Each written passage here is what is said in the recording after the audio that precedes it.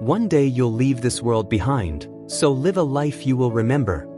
Avicii, The Nights. It begins not in silence but with a drop, a moment of sound that changed the heartbeat of a generation. At 22 years old, a quiet Swedish producer named Tim Bergling, better known as Avicii, crafted an anthem that made the world dance, and in doing so, made it reflect. From festival main stages to suburban bedrooms, his music became the soundtrack of youth, freedom, and escape. Yet while millions heard joy in his beats, few saw the exhaustion behind the scenes. In a culture that celebrated infinite energy, Avicii's body and mind were crumbling under the weight of his own success. This is not simply a story about music. It is what happens when artistry, mass entertainment, and human fragility converge. In the next minutes, you will discover how a teenager from Stockholm rewrote global pop culture, and why the machine he helped build ultimately devoured him. Subscribe, and stay until the end for a revelation that will change how you listen to Avicii songs forever. Stockholm, Sweden, early 2000s. Tim Bergling was not one for the limelight. His friends describe him as introspective, deeply curious, and endlessly creative. At age 16, while many teens chased nightlife, Tim was immersed in FL Studio, the software that would become his laboratory for sound. In his small bedroom, surrounded by second-hand speakers and a modest laptop, he began experimenting with melodies that blended the emotional directness of Swedish pop with the pulsating energy of house music. "I just wanted to make sounds that felt alive," he later told Billboard.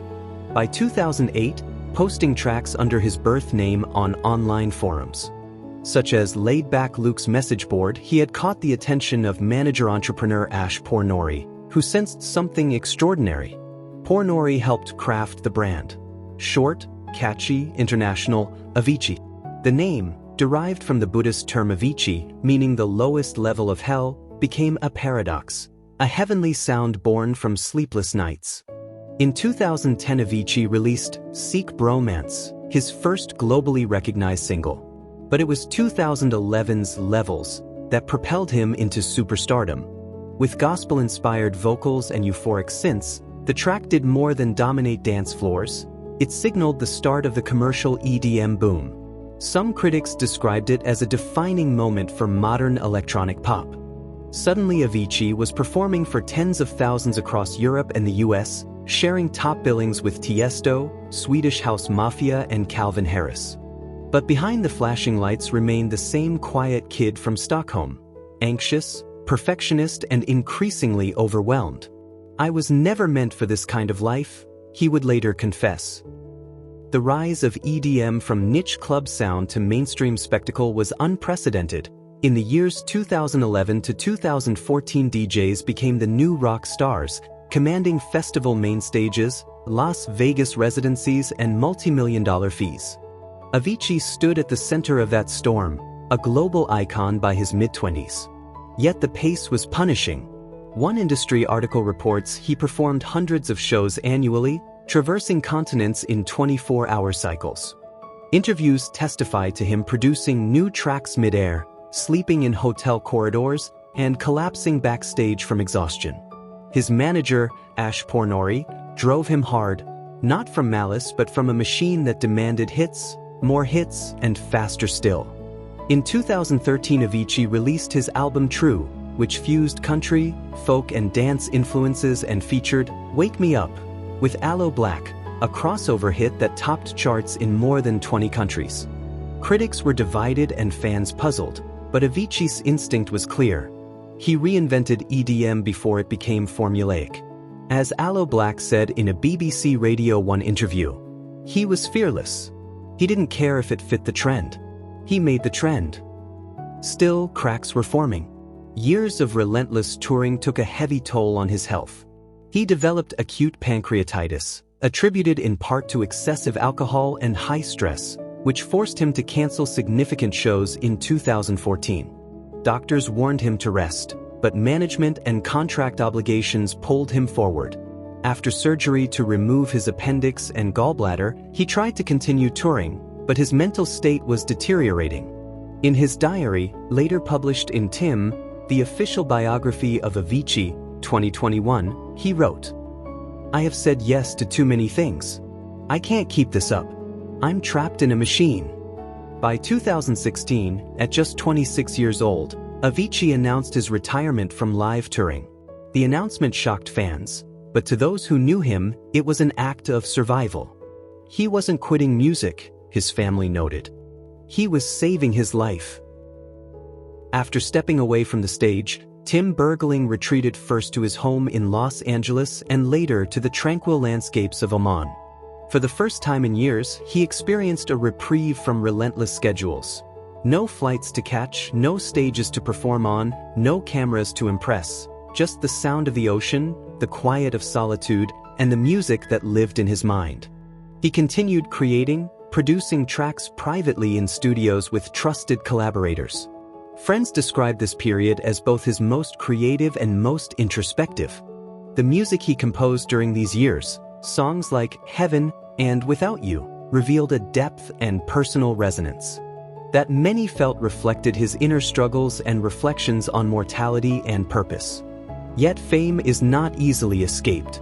Even in isolation, Tim faced ongoing pressures, from collaborators seeking his input, from fans awaiting new releases, and from industry executives counting on his success. In emails later reported by Rolling Stone, he expressed a fear that retreating could erase his relevance. "The whole thing was about success for so long, and I lost the connection to myself." His battles with anxiety, perfectionism, and dependency continued. Despite therapy, meditation, and support from loved ones, the weight of public expectation persisted. Those close to him observed his growing interest in spirituality. He studied mindfulness, meditation, and the writings of Eckhart Tolle. His journals became filled with reflections on purpose, ego, and the search for inner peace. "The shedding of the ego is the path to freedom, but I'm still caught in it." By early 2018, Tim appeared outwardly calmer. He was working on new music, smiling more, and discussing future collaborations. Yet beneath the surface, the exhaustion of years on tour and the toll of constant pressure had never fully lifted. In April 2018, Avicii traveled to Muscat, Oman, accompanied by friends and colleagues. Officially, the trip was a vacation, a chance to recharge in a serene environment. Observers noted he seemed contemplative even at moments at peace. Tragically, on April 20, 2018, Tim Bergling was found dead at the age of 28. The official cause was suicide. The news sent shockwaves around the world. Fans gathered at Stockholm's Sergels Torg Square, lighting candles and playing his music in tribute. Fellow artists, from Calvin Harris to Madonna, publicly mourned the loss. David Guetta wrote, "A beautiful soul, passionate and extremely talented. You made music that changed the world." In the months that followed, accounts from his family and official biographies revealed a difficult truth. Tim's perfectionism, empathy, and deep sensitivity, qualities that drove his genius, also made him vulnerable. The pressures of fame had claimed more than his health. They had stolen his peace. Following his death, Avicii's family established the Tim Bergling Foundation, focused on mental health awareness and suicide prevention, especially among young professionals in the music industry. In 2019, collaborators released TIM, the posthumous album Avicii had been crafting. Each track carried his signature, euphoric yet reflective, expansive yet intimate.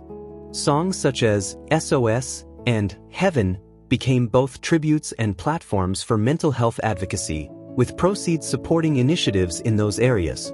Aloe Blacc said of Avicii's legacy, "He left behind so much love and so much music. It's our duty to make sure his message continues." The album debuted at #1 in Sweden and charted internationally.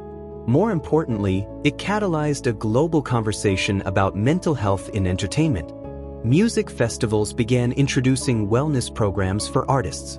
Record labels started offering therapy and support. Fans worldwide shared how Avicii's music had provided comfort during their own struggles. The quiet boy from Stockholm who once felt invisible had sparked a worldwide movement of empathy, proving that music can heal, connect, and inspire even after the artist is gone. Avicii's story extends beyond the hits that filled stadiums and festivals. It is also a story of silence, the private battles, the exhaustion, and the search for meaning behind the public triumphs. He demonstrated that genius can arise from vulnerability, that sensitivity is a strength, and that even in loss, a legacy can endure. His music continues to resonate with new generations, many of whom never saw him perform live yet still feel his presence. Every time "Wake Me Up" or "The Nights" is played at a festival, audiences sing together, united for a fleeting moment, connecting to what Tim had always sought: human connection. Perhaps his greatest gift was not only his sound but the reminder it brings. Fame is fleeting, music is eternal, and behind every beat lies a human heart. If this story moved you, hit like. It helps YouTube share Avicii's story with others. Subscribe and hit the bell for new music documentaries every Tuesday and Thursday. Watch the next documentary, When Daft Punk Rewrote the Future of Music, Then Disappeared.